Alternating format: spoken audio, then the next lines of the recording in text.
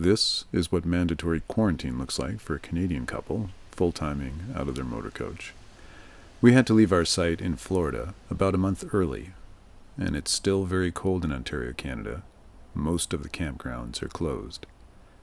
Our dealer, having shut down due to COVID-19, was anxious to have someone on site to help secure the property, and we were more than willing to be part of the security team in exchange for a site in their private campground. We are parked right next door to a cellular tower, and we're getting about 100 megabits per second, which is very high-speed internet, and that's a big help during our self-isolation. We have limited services at our site, 50 amp power only, as the temperatures are still too cold for the water service, and there's no sewage at the site. Well, what happens when we need to dump our tanks? The process is lengthy. It can take 2 to 3 hours to refill our fresh water tank and to empty our gray and black tanks.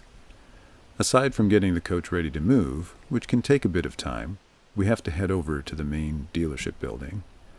At the back are water lines that we can use to fill our fresh water tank.